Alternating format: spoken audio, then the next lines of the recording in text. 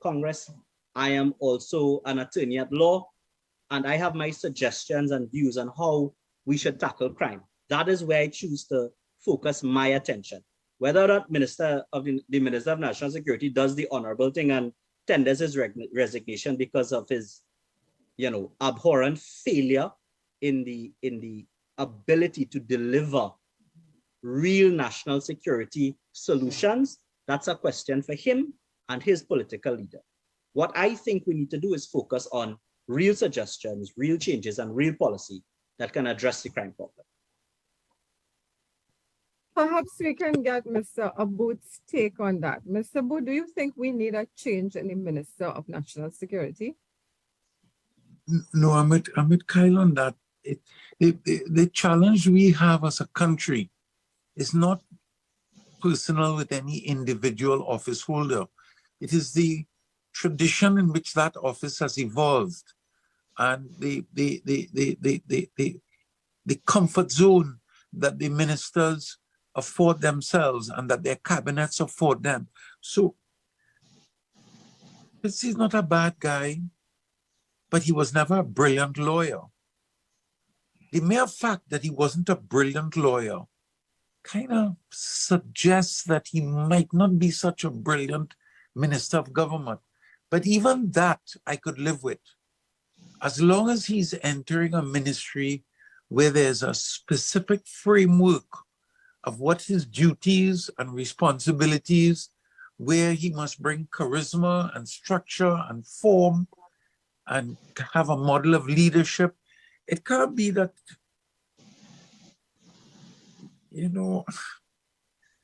there must be some framework in which his performance can be measured, in which he can be held accountable for excellence or failure, and in which he has a crystal role, a leadership role, and that begins with consultation. So Kyle used the term real consultation, and I hadn't heard that term, but I support what it means, because the alternative is what we become accustomed to, which is sham consultation, where nothing is significantly asked. No one is given a real opportunity to express in detail in a structured format where they can even give their comments in advance or put their comments on a screen for the audience to see. So we don't have the type of premeditated transparency in how information is shared and given to the government for them to process and give us a feedback to say, well, these were the 10 suggestions made. These 5 we would like to, but we're not sure if the practicality, etc. These 4 are much better, and this one works the best for the following reasons. What do you think? We don't have a framework where we could share and come forward. So one of the things that we had recommended, which is Kyle, really just a knee-jerk letter we wrote to the editor out of frustration. And then when we look back, we see that every year for the past 20 years, Fishermen and Friends of the Sea are writing about crime. Crime is something that affects everyone. So when you talked earlier about people in their homes and business people being afraid, I have a friend who's a taxi driver. Imagine if you were a taxi driver and your vehicle is a good-looking, relatively new $120,000 vehicle. You're in trouble. You're a target. So it's the whole society is undermined. And in my respectful view, the first thing we need to do is go back to the ground. Go back to the ground. There are a lot of people who are listening to this program who have valid opinions. I know it. The existence of a feeling is a fact. And all the people who are hurting have something to talk about.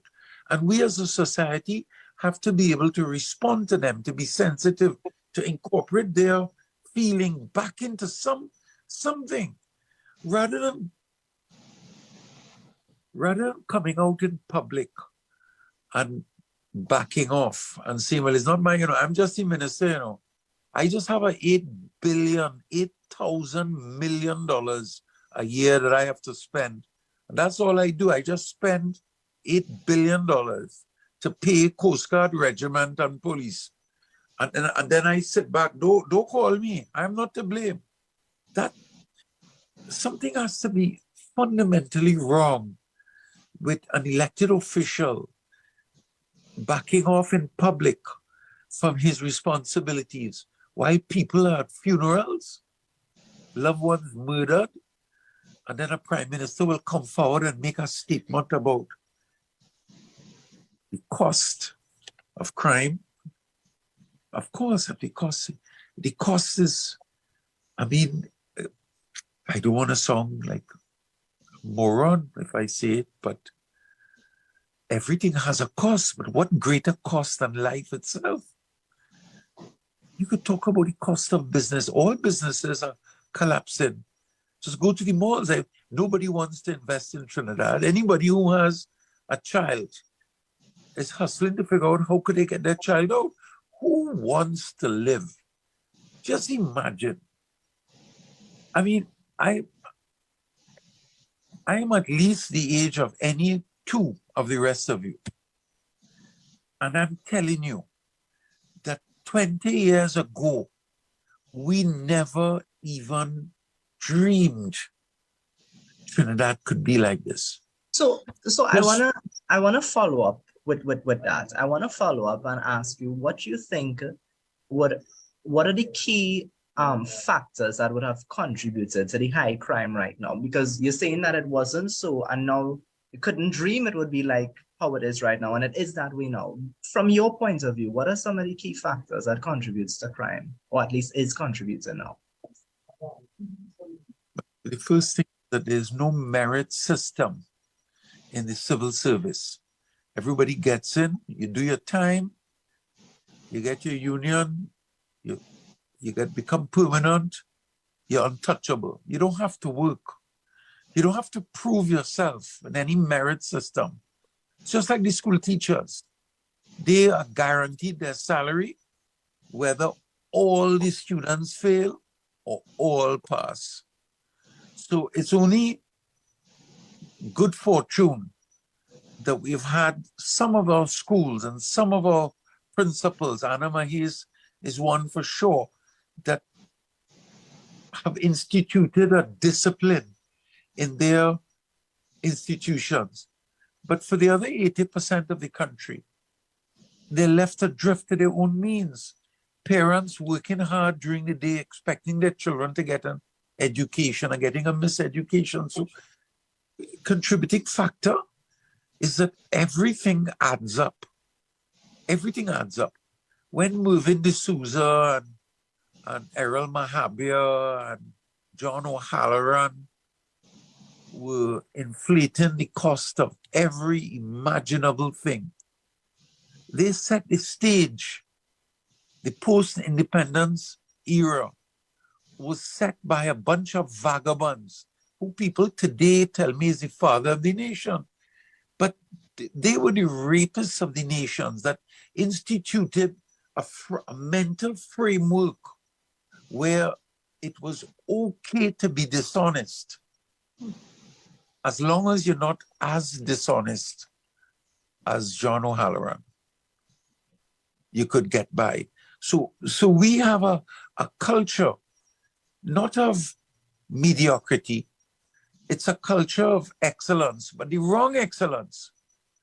Because the heroes in our society are the ones who get away, not the ones who uphold the right and, attend all their classes and live this simple life. It's the person who doing things, who play in the game, and they are rewarded. And you just look today at the way in which Cabinet is awarding contracts for the purchase of all types of goods and services that have no procurement, and wonder, what example are we setting for a 16-year-old who is in school in his last year, or an 18-year-old who is out of school for 2 years and is listening to this program, is reading the paper, is understanding the numbers? What example have we set for this? So, you know, everybody helps everybody else to become worse or better. So, I mean, I don't want to be political, but what was the white man who built the Hyatt? What was the fellow named, the Canadian guy? What was his name? Nobody remember him? In Manning's Bureau. 𝗙𝗜𝗚𝗏. Where is he today? And I want to ask you, Kyle, I don't know if you're aware of this, but in 2011, we had a plane, a DC-9 or a DC-6, some $248,000 it cost us to fly it in direct from Israel. We have the time it left, the time it arrived, the number of persons, but everything is confidential. We know that Kamala made it public when she got into office in the first election, that she objected to the amount of files that were being kept, where they were listening to people. I was one of them. They were named in Parliament, 36 of us. And she objected that they were keeping files on civil society, following us and listening to our phone calls, checking our emails. Now, what's the message that you're sending to your police service, who should be out there chasing criminals, that you have to go and see how many times a week 𝗙𝗓𝗓 would have sex? Go and listen to it and follow it and tap his phone. And I mean, nobody ever counted to us. Who are those 54 Israeli citizens who paid for their hotel? And what did they do for the 7.5 weeks that they stayed here in 2021? What exactly? I mean, a country is being murdered. It's like a civil war. Every night, 3 or 4 people are going to get shot and killed, or robbed, or brutalized, or raped. And we are not asking these critical questions. Who were these Jewish people that came here? What exactly were they doing? What about Kyle, you know, there's an amendment that the Prime Minister just brought to Parliament a month or 2 ago that kind of creates a window to legalize spyware. I mean, these are real things. So you have a country in which murderers are brutalizing innocents, but you want to go and tap 𝗙𝗓𝗓 phone and Dale Enoch from 95 or 102. I mean, Dale, about 9 radio broadcasters were on the list. You're tapping us and following us. Come on.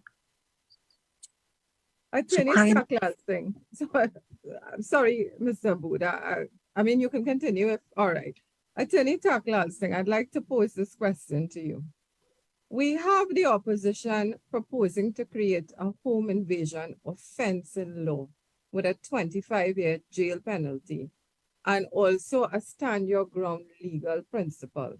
What are your thoughts on that? Okay, well, in terms of home invasion law, I think that the opposition will condescend into particulars, particularly in terms of what that means. Under the larceny Act currently, we already have housebreaking as an offense. I suppose if you're going to create home invasion, you would have one consolidating act, which brings all offenses into a parent legislation so that we could treat with it in a very specific manner. So I agree with that in terms of legislating very clearly a home invasion scenario. May not be different from housebreaking, but it could be exacerbated if there's any extra aggression or that sort of thing. Stand your ground is somewhat different. What I am in support of, let me be very clear, what I am in support of, and in fact, I am an advocate of, is adjusting the law of self-defense in this country. Currently, if you are attacked, the law will place a standard on you that you can only respond to that attack with force that is reasonably necessary. And that makes good sense. What I say is that now makes good sense in the public domain. It is clear to me, unfortunately, that the police service, the government, and all the powers that are responsible have failed to protect homeowners in this country, because now we have reached the specter of serious home invasions where people are becoming hostages in your own house.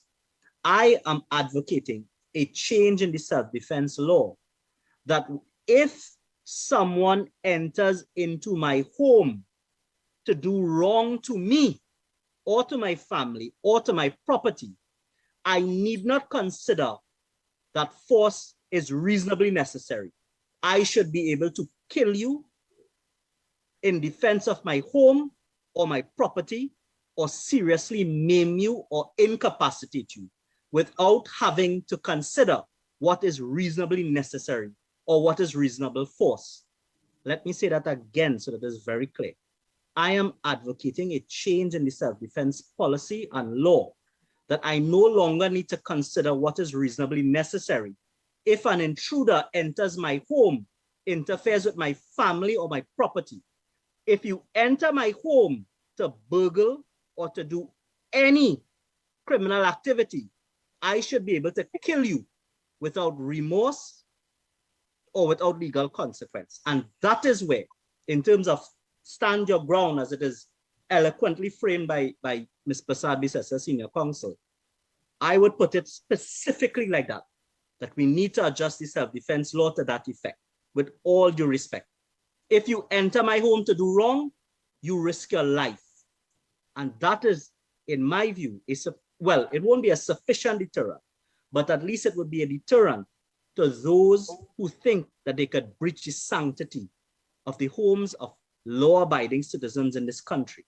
That is one thing in terms of the stand your ground law that I am advocating. In terms of creating a specific offense from to home invasion, as I said, the 𝗓𝗛𝗒 Act, there is housebreaking offense. There's even an offense, I believe, that if you are found at night with housebreaking implements, you could be locked up. So the 𝗓𝗛𝗒 Act covers certain things, but certainly if we are going to create a specific offense where home invasion is elevated to increase the penalty, well then so be it. I am in favor of that. But I am a defender, I am an advocate. A man's house is a man's castle, a woman's house is a woman's castle, so to speak, regardless of gender.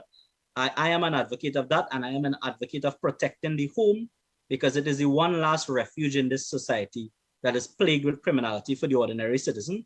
And I am not prepared to surrender my home or the sanctity of my home to anyone. In fact, if anyone invades my home, be sure that they will be met with death.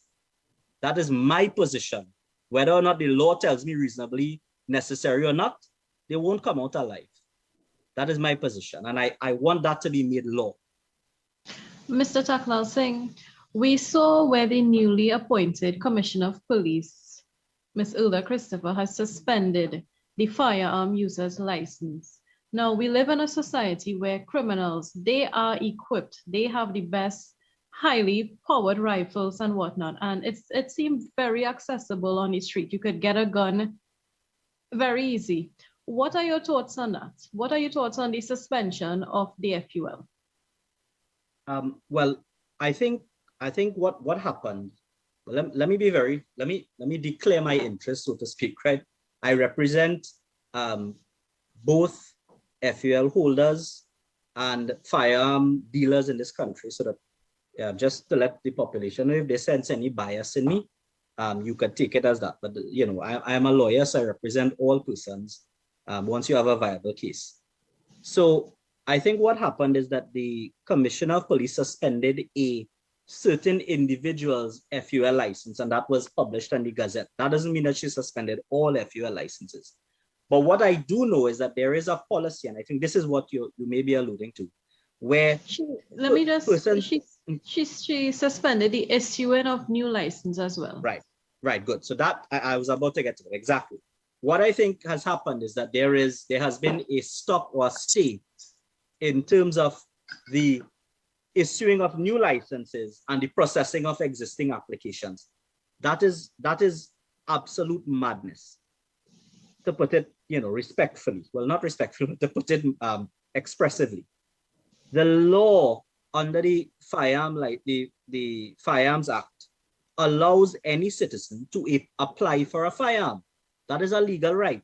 I hear the discussion amongst persons that, the right to bear arms is not a constitutional right in Trinidad and Tobago. That has nothing to do with it.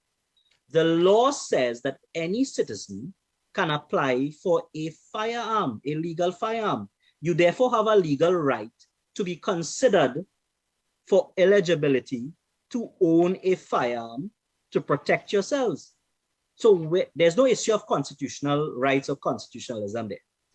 What I do think we need in this country is a firearm authority to manage the issuance of firearms and to treat with misuse of firearms.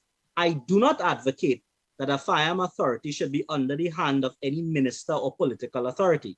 I think that the Commissioner of Police should head such a firearm authority or be appointed to chair or to lead that.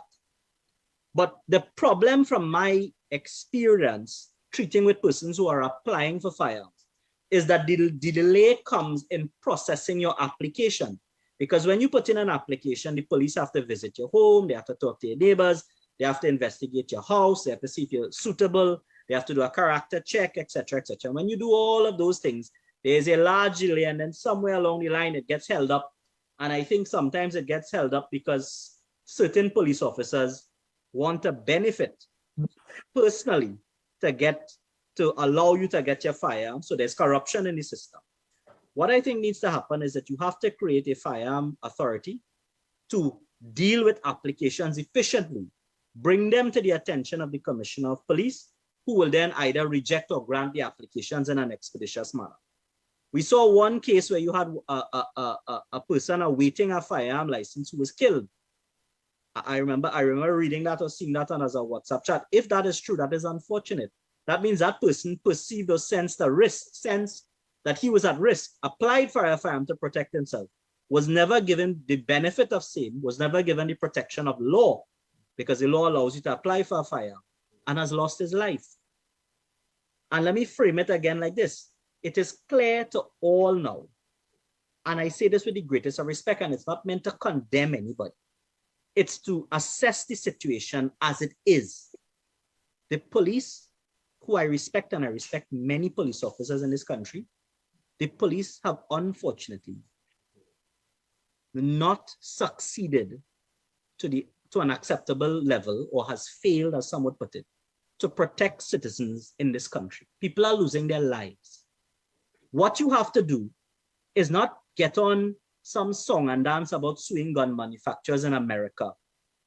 What you have to do is, if you are unable to protect persons, you have to enable them to get the means to protect themselves. And if a person feels that the police can't protect me and I want to own and responsibly hold a firearm to protect myself, then what is the problem in that? Allow persons a fighting chance to defend themselves, their loved ones, their family, and their property. What is wrong with that? I don't understand the government's war on guns. They're talking about this war on guns. You should have war on criminals. That is what your war should be against. No one cares about Remington or Winchester or whoever else's gun manufacturers. We don't even know that. What people simply want is the means to protect themselves. That could come in different forms. That could come in, I pick up the phone, call E999, and a police is outside my house in 1 minute to protect me. If you want to focus there, then so be it. But unfortunately, that doesn't happen. We pick up the phone, call E999, and we don't get somebody for 30 minutes. And that is not the fault of a policeman. I don't know any policeman, if told that a bandit is entering somebody's home, would sit down and take his time and go. There's obviously a kink in the system. But until you could solve that kink, let people protect themselves. Allow them the ability to protect themselves. And I'm not saying allow them to be like this character, this cartoon character that is shooting up guns in the air going through, you know. If they violate your trust, because giving someone a firearm, the society is trusting them with it. If they infringe it or misuse it, or they pull it out in some bar because they get in a little ego contest with somebody, or they want to impress some girlfriend and they're showing the gun and brandishing it, take it away from them, because that is irresponsible behavior. But insofar as you have responsible members of society who want to own firearms to protect themselves, then they should be granted the license. Stop all of this nonsense about audit and who you want to get after politically and all of this nonsense. Forget it. Lives are at stake while you are taking care of your political vendettas. While you want some political vendetta to eliminate political opponents, I think everybody knows what I'm talking about. People are losing their lives. So fix the law, make it efficient, ensure that responsible people can own firearms to protect themselves. And while that is happening, fix the police service, fix the response time. Allow the hardworking police officers to come and defend us. And when we reach to that stage as a society where our policemen are performing optimally and they have the tools that they need to do so, then you could restrict us with firearms. Because then you could say, well, look, as a government, we're protecting you. You don't need to protect yourselves. But until then, do the sensible thing. Stop all of this nonsense and rhetoric about war on firearms, because that is a distraction. Stop it. Allow people to protect themselves, adjust the laws as necessary, make it efficient, and let us get on with the business of the country. That is my view. Those are my views on that. Mr. Abood, we've seen your comments in the media frowning on Dr. Rowley's reluctance to speak with the media recently, while innocent lives are being snatched. We are also seeing that there are some calls for a state of emergency. What is your take on this? Well, that's a dangerous one, because, you know, Kai talks about, you know, the question of trust with authority. If a person has a gun, you have to have a level of trust of them, because now they have a weapon. So if you are going to give a politician the authority of a state of emergency, the question must be asked, what type of authority would they have? How would they exercise that authority? What discretionary powers they would have?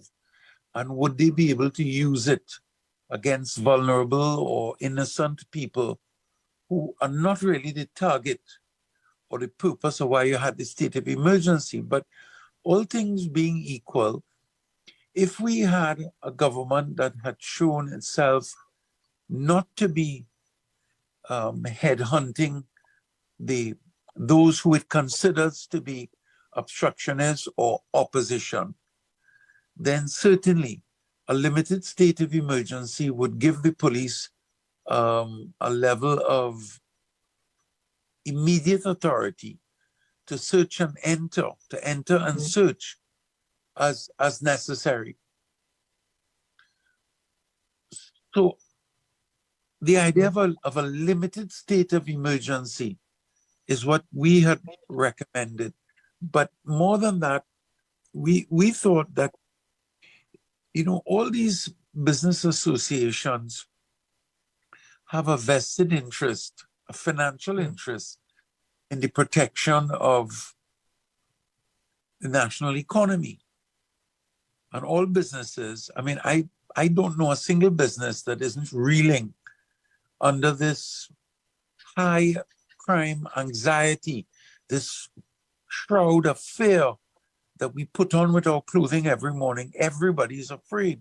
And when people are afraid, they don't go to a restaurant as much. They don't shop generally. Everybody's stressed out. So I had put in our proposal that each business should sponsor part of the cost of the purchase of weapons. And I thought that $2,000 for a pistol was a fair price to pay. It's more than the street value. And so perhaps some people would turn their weapons in, or they might have had a relative at home. They could take his weapon and turn it in, or her weapon. But after that period, very limited period of no questions being asked had expired, then special legislation should be passed to create extreme and maximum penalties for illegal firearm possession. So you give them an opportunity to come out, bring your gun in, get rid of it and collect $2,000. And if you don't, we come in for you and we're gonna dig it out. Basically, that was what we had proposed. It shouldn't just be an open-ended state of emergency, because they're probably gonna persecute, as I say, members who they consider to be opposition. The other thing is that I mean, there are a lot of good police officers who would take offense at what I'm about to say, but we don't know what kind of training police officers go through. Why should that be a secret? I have a friend, when he entered the service 25 years ago, he went down, he spent 4 weeks in the station. That's where he got his training, and then he started working in a station. Duncan Street is where it was. Today he works, he has moved ahead. But the point is that his training was substandard. That is not no kind of training in the Duncan Street police station. So what is the exact training that our officers receive? Well, I am not aware. I see a comment coming in. Yes, invite someone from the TTPS. I would welcome that, because in my respectful view, we have a gap between the public perception of what training officers receive before being sent out on a beat and what training they receive as a priority or in order to be eligible to become a sergeant or an inspector. And we don't know, and we should know, because part of the problem that we have is the problem of errant police officers. And it's just a worldwide reality. I'm not going to pretend. So we know who are the officers, what are their training, what are their duties and responsibilities, and how can it be improved so as to facilitate safety in our society. The minister says that's not his job. So we, the people, have to take responsibility. When you have a government and the government-appointed persons spending $8.5 billion a year and telling you that they're not responsible for that, somebody else has to do that. I ask the question, who is the person? The other thing is that we need to modernize our legislation. You know, to have special and excessive and extreme penalties. And the law needs, I mean, I don't mean it in a bad way, but the criminal justice system has to be improved. You can't have people on death row for 10 and 15 years waiting for trial for 10 years.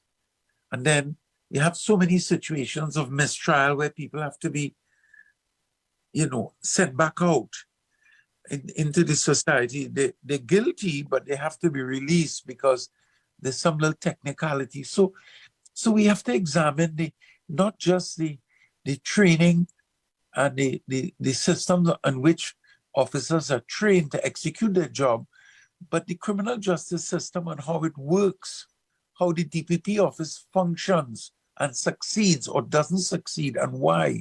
And what can the society do? I would appoint Mr. 𝗙𝗏𝗚𝗛𝗒. He's brilliant, but it could be some other buddy. It could be Ramesh Diosaran from the university. We have a society where we have to find our leaders to find our way. And we can't just continue and continue. The other thing is that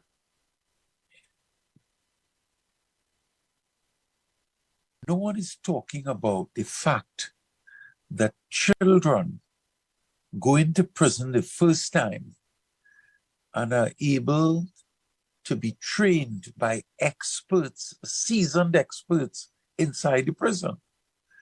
And we have no criminal rehabilitation. There's no, I mean, I know somebody, she does bits of good work, great work, and she should get a national medal, but it's not enough. We don't have any specific institutional structure to retrain our boys to read and write, or even to motivate them to believe in themselves sufficiently that they would want to learn while they're in prison. So they just get sent in there, condemned to be retrained to become better, the problem that got them there in the first place. And that, when I was a young fella, I studied more than I did now. And one of the things that I studied was crime. And it is the most basic and elementary lesson that the prisons are the training ground of the criminals. And I real old, you're talking about in the 70s, they were teaching us that. And yet today, ask any CARICOM member who is here now for a crime symposium, what rehabilitation programs do they have in their prisons? In St. Vincent, Grenada, Antigua, Barbuda? Nobody has. And yeah, and finally, is that we're not going anywhere if all of the police officers have to put on blinders. Just imagine, they come to duty and they have to, like how we put on a face mask, they have to put on an eye mask. And that is what is happening on our borders. We have no security in our borders. The Coast Guard cannot see. They have no radars. On the sea, you cannot see with your eyes because the weather creates a visibility challenge, the waves and the weather. And even if it's a clear day, it's not storming and raining, the waves prohibit you from seeing a distance.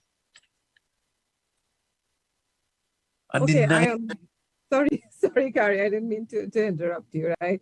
No. It is now 9:08. So we will be going into the Q&A and the open mic session.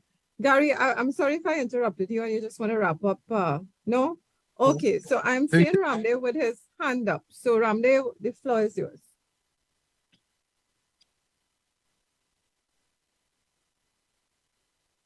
Ramdev, if you're speaking, you're on mute.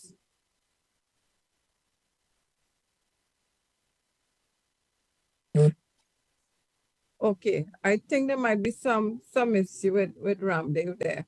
So there are a couple of questions that I am seeing on the chat, and maybe we can get into those questions, right? Okay, oh, go ahead then, go ahead. Okay, sorry about that. Good evening, everyone. I was trying to unmute and I was getting some problems. So the first is, I was asking the question, what are really the root problems? The root problems of the crime, and I find we should have dealt with that. The issue is about what leads to crime. Unemployment, poverty, how we get there. To be employed, you have to be qualified, you have to be educated. When we have so many school dropouts, and you have the government hiding the list from CSEC, all the way up. And you close down these other tech vox schools and don't create no opportunities for these children. What happened? Now, Mr. Abu, teachers work very hard. The job of a teacher has evolved over time. And it's not teachers to blame alone. Where are the Where are the parents in all of this? You have men in a certain society, certain areas, start to say this, dropping their sperms all over the place. And you have women having children for 5 and 6 different men, and they become child fathers. Who taking care of those children? These are the dropouts from school that the gang leaders are looking to hire. And only recently this week, as a matter of fact, today paper said the minister is saying one of our school child, one of the dropout is one of the person who went into the house, the home invasion, is a dropout from school. That is the one that she know. What about the amount that she don't know? No, the issue about the police. Oh, sometimes we try to be hard on the police, but the police hands are tied. There's escalating crime. We talk about train for police. Police conduct training, initial training between 6 months to a year, basic training, and all sorts of things regarding to policing, right? In terms of the exams, they do promotional exams. Sometimes we could query that, yes. Yes, I agree, the system needs an overhaul. What we need is a police training academy to deal with basic training and to train police officers for promotion. And they could deal with all the issues there. So you could point at it. If the police have to deal with their issues internally for promotion, and that goes to the Coast Guard and Defense Force also, it leaves room for bias. And bias has been happening. But the key problem is the police really is GIGO, garbage in, garbage out. Because most of these institutions, you will conduct interviews. And for the promotion and for the recruitment to take place in what they call a descending order, top down, it happens in an ascending order. I hope all you understand what I mean. You go from bottom up. All right, thank you, Ramdev. That's my contribution. Yes, thank you very much. I'll allow Kyle to maybe respond to that. Kyle, you're on mute. Sorry. Yeah, well, in terms of the root causes of crime and that sort of thing, I mean, those are things that criminologists and sociologists could tell you about. I don't subscribe to the view that poverty necessarily is a cause of crime. I don't think that, because the logical conclusion of that is that poor people commit crime, and I think that is wrong. I do think that poverty creates instability in the home and the community, which can lure young people or people in society into a life of crime, and then you're caught in a cycle. So that is my position on that. I do know that crime is not caused by pornography. I do know that crime is not caused by violent movies. I grew up watching Jet Li and Sylvester Stallone. I've not turned to a life of crime. So I put that to the side for whatever it is worth. I do recognize that the police service, there are serious problems in the police service. Like, as economists would tell you, I won't put it as cruel or as brutal as garbage in, garbage out. But what I would say is that the police service is not incentivized to attract talent. You have a lot of young people who are becoming engineers, lawyers, doctors, who are not employed. These are young, bright minds. Why are they not finding themselves into the criminal justice system, into the police service, to start a serious fight against crime? Because you need talent to fight crime. Any organization needs top-tier talent. The police service, unfortunately, they don't pay well. The facilities and working conditions are poor. It is high risk, and management and promotion is in a system of disarray. So why would any bright young person who want to get into crime detection or the police service, and if you're not prepared to reform the police service, to pay better, to create better conditions, to assist policemen, to really revolutionize how you promote police officers, whether you're going to have a system of meritocracy, which is something that Mr. Abu touched on, that society has to be has to revolve around a system of meritocracy. If you have a system of meritocracy, then talent is going to rise to the top in any organization. That is what we require in the police service. And if we are not ensuring that, then you're not going to have a highly motivated, well-trained, and competent police service. That is the problem. So we have to treat with the police service in a reasonable way. That is not to say that it must be people who have degrees who are police officers. Sometimes the best police officers are persons who have instinct. They could treat with members of the community. They could get information. They are somebody you trust. But whatever the metrics you use, we need to ensure that we are promoting on merit and that we are creating a class of investigators, because fighting crime is two things. It's detection, which is what you have your investigators doing, and it is prevention and patrol. And of course, there are other aspects of it. Of course, I'm not a police officer, but that's how I see it. So are we dealing with both separately? Are we creating the right incentives to attract the right talent to the police service? Or is it somewhere that someone just ends up because they have no other option as a career and they go to the police service? That is the real questions we have. Those are the real questions we have to answer. And of course, that is no insult at all to whoever is in the police service. Now, what I do say is we need to create better working conditions for police officers. We need to pay them better because it's a high-risk job. A police officer could put on their uniform and leave their house, kiss their wife, hug their child, walk out the door, get killed. That's a real thing in our country. So why aren't we respecting police officers enough to pay them properly, incentivize them? I mean, we have a system where you're supposed to compensate police officers if they die in their job. Is that working? We don't know. We don't know. And that is the real, those are the issues that I think that face the police service. I hope I treated with the question as best as I could, but those are my ideas on the topic, Eddie. Okay, I'm doing a quick time check here. I'm seeing it's 9:17 and we do want to wrap up by 9:30. I see Trinity Bone has his hand up. So Trini, go ahead. Good night, ladies and gentlemen, and to our panel, the two esteemed gentlemen on our panel. I would like to commend you both on your presentations thus far. You have done more than these guys who were hired for the last 2 days. We have achieved a lot more and we have discussed a lot more than they did. And we have focused more on the issues and what could probably be solutions. That's excellent. We just wasted a few millions on that hired deal. I'd like to, I had my hand up earlier when the question was asked about Mr. Hines and who can be the minister and who should be the minister. As I understand it, a minister in the cabinet is supposed to be our representative. He's supposed to be representing all the citizens in cabinet to be proactive and voice our opinions and be putting forward suggestions and to be proactive to deal with whatever ministry he is responsible for.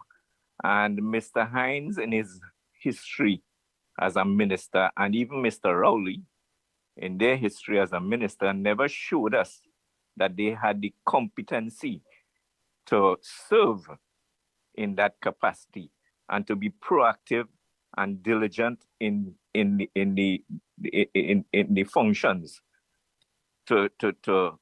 in ministries and being proactive with seeking the interests of the citizens.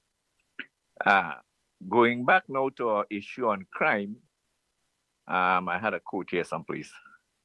Yes, Mr. Victor Hugo said, "The paradise of the rich is made out on the hell of the poor." And I have one of my favorite quotes that I've said here on this forum many times. The level of success in a society is a measure of the comfort of the most vulnerable citizens, not the most affluent as we like to think. And our society and societies in general throughout the world seems to be focused on the comfort of the affluent, and we always measure things based on that. That's how we have the meritocracy to decide who did well, whether results in SEA were good and so on. It's the same kind of meritocracy, and we're looking at the best results and valuing our entire society on that. Same thing with affluence in society. We value the affluence in a society. We measure a society based on that value. Who is the richest and how the rich people live in? And that's wrong. We should be measuring society by the weakest and the most vulnerable.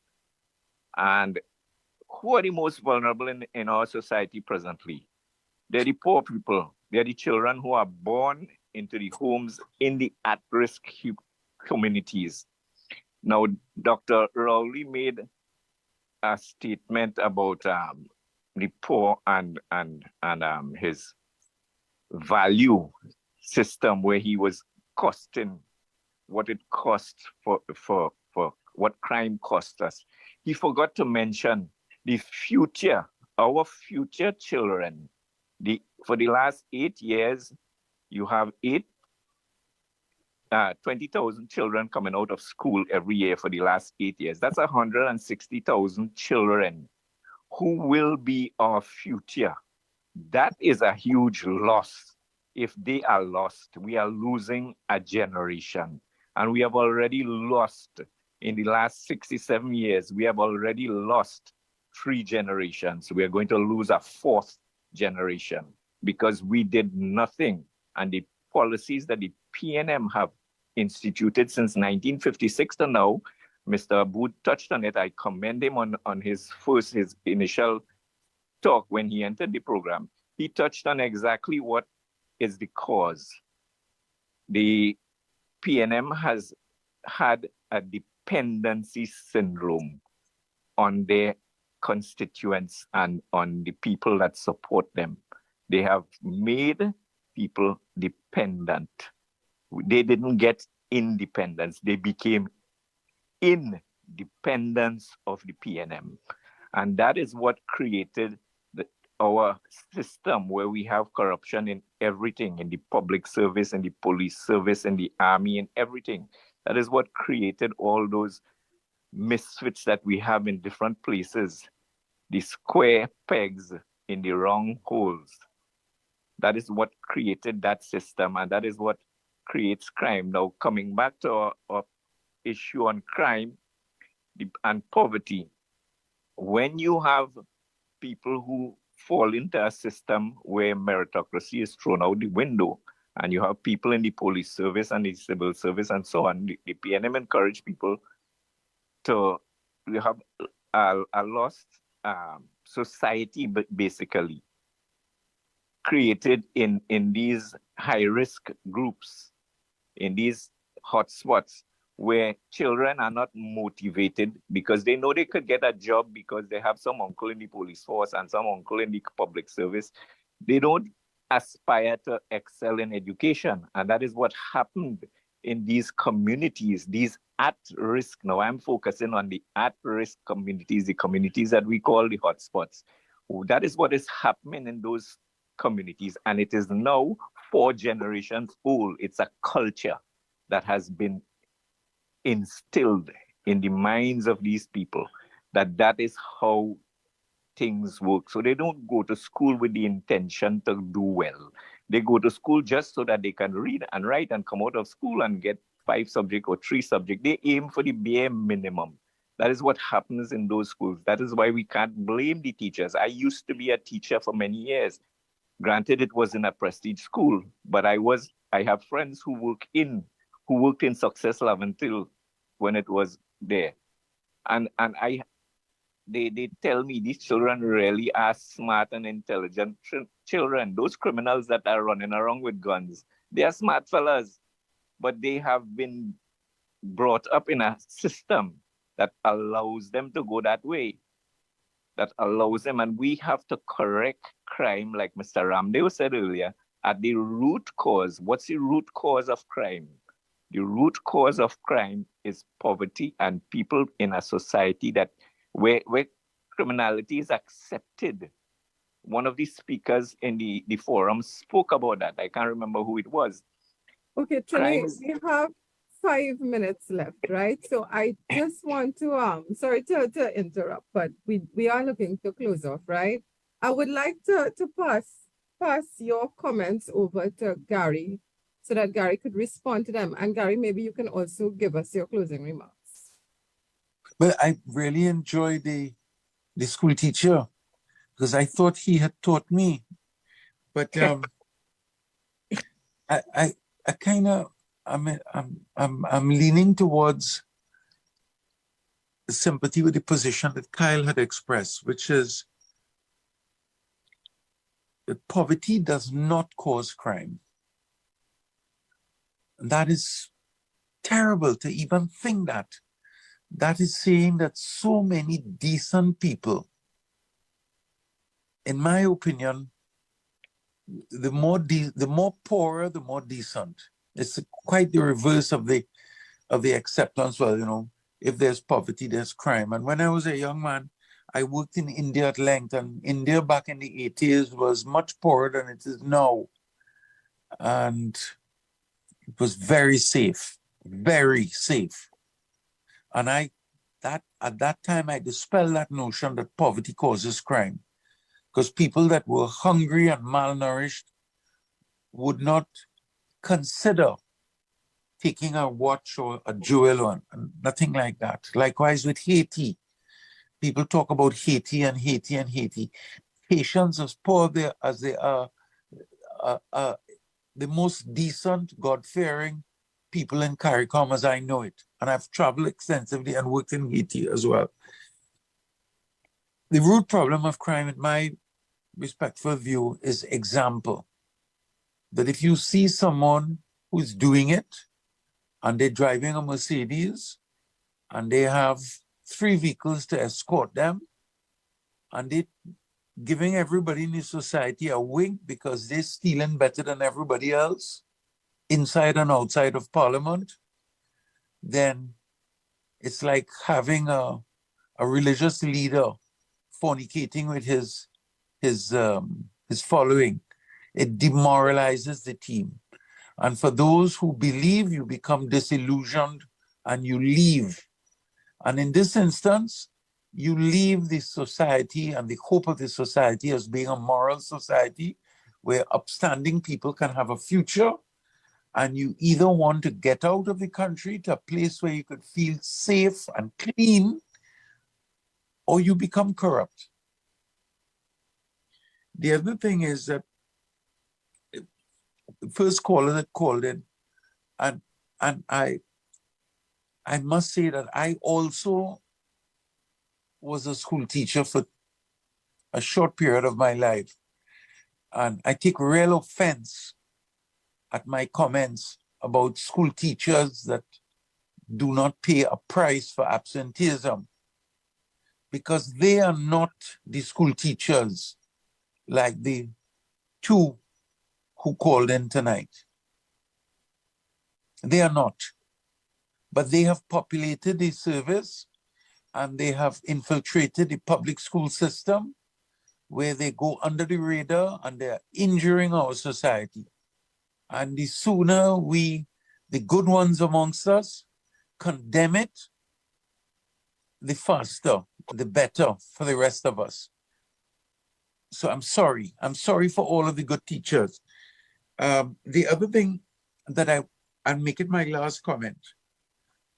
I love the 2 quotations about the paradise of the rich, but when I was making the point earlier, Alicia, I didn't get to make it clearly, and often because I get nervous, because unlike Kyle, for instance, who is accustomed to speaking out like this, I get a little nervous, but my notes says internet scrubbing. Cleaned the internet of PNM corruption. I had to present at a conference on corruption recently, not here.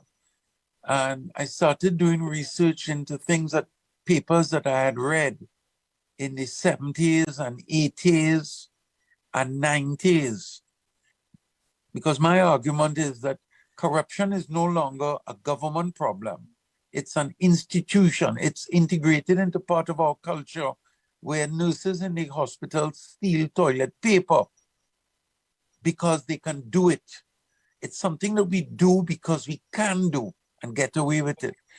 And so I discovered in 2022 that you cannot find anything online about Eric Williams, John O'Halloran, Mervyn D'Souza, Francis Pravat, and a whole string of the other fathers of the nation.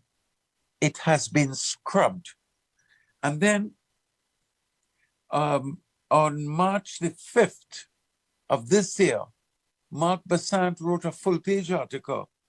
And in the article, he goes into great detail about a team called Team Jorge, Jorge, which was an Israeli team that came here in 2021, as I spoke earlier about the flight, mysterious flight, and nothing was ever revealed. Under freedom of information, the way the law is engineered is that you can exempt anything you want if that is your intention, and they know it.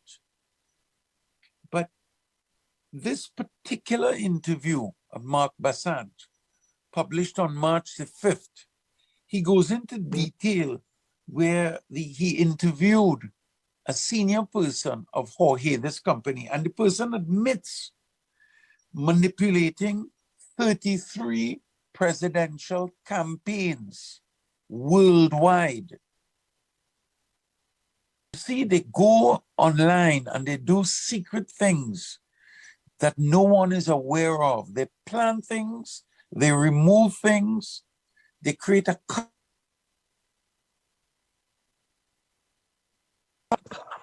Yeah, so I think it's really important that we are all aware that we are not alone, that this government in particular has not answered us.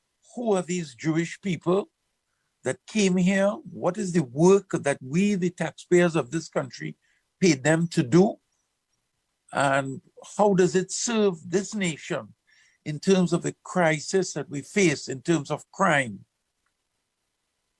You know, we need to know. Thank you. Thank you, Mr. Booth, and that was powerful as usual. Kyle, over to you for some closing remarks. Okay, I want to give 4 or 5 specific recommendations that I think will assist in solving crime. The first thing, proclaim the Procurement Act. Proclaim the Procurement Act. Corruption in the award of contracts creates proceeds of crime, which then creates money laundering, which then goes into financing crime, and it perpetuates our crime problem. The way to solve the misuse and abuse of public money and to prevent it from ending up in the hands of gangs and criminals is to proclaim the Procurement Act. So that is one serious measure that we need to put in place. I also want to say that in terms of corruption in the police service, which I know Mr. Booth touched on or another caller spoke about, it is high time that we give the Police Complaints Authority teeth. As they are now, they can only investigate, compile a report, and give it to the DPP. That is not good enough. It is my view that the Police Complaints Authority must be given prosecutorial power so that they are able not only to investigate corruption in the police service, but they must be able to prosecute police officers or any other police officer or any other member of the police service if they unearth wrongdoing by police officers. It's not good enough for them to simply investigate.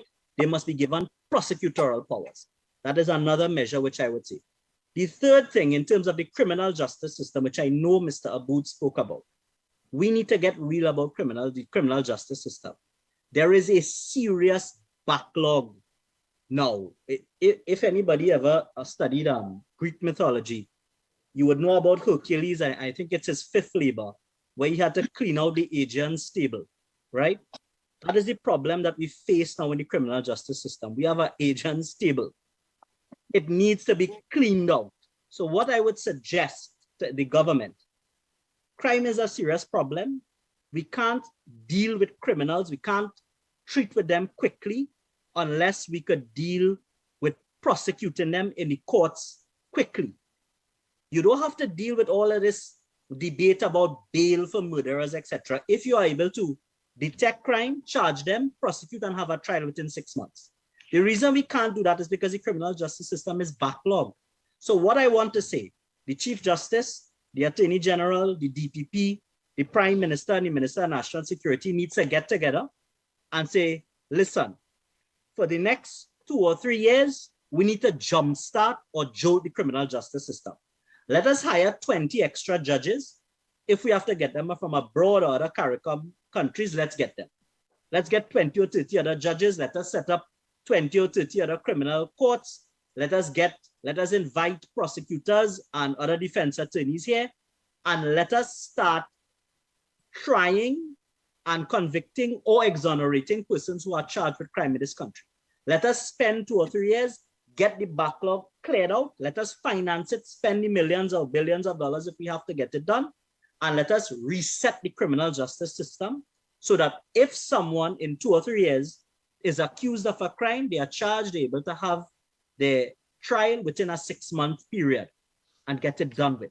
But we need the political and intellectual will to get it done. It can be done.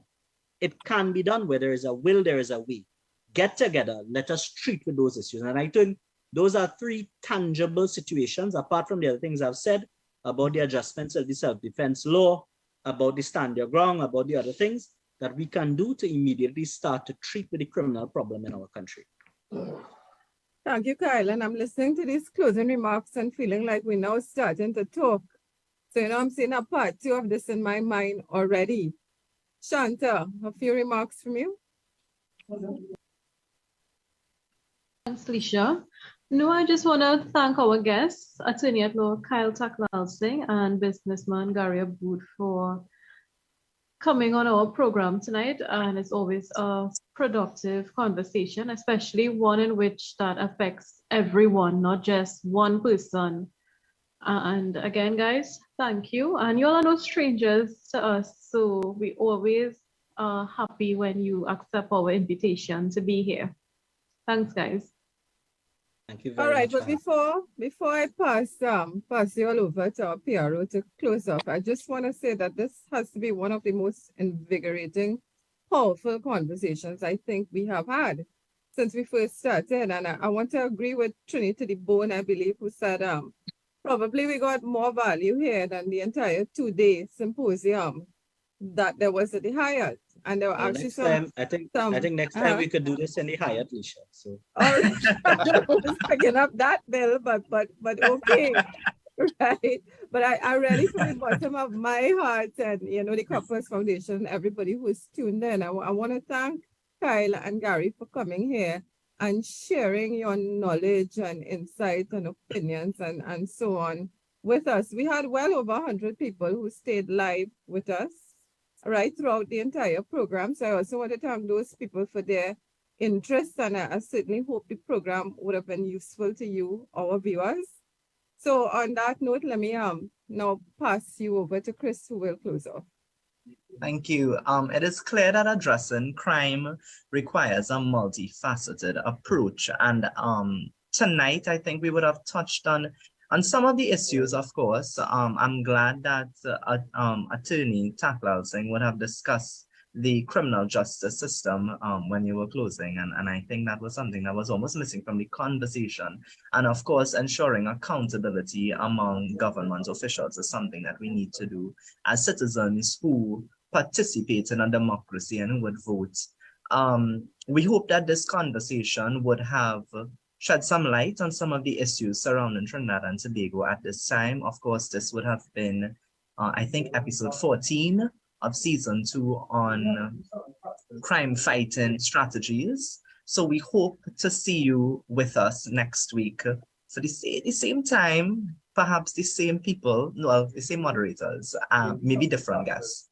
And we would be taking on another interesting topic next week, another critical conversation. So have a good night. Thank you. Good night. See you all next week, same time.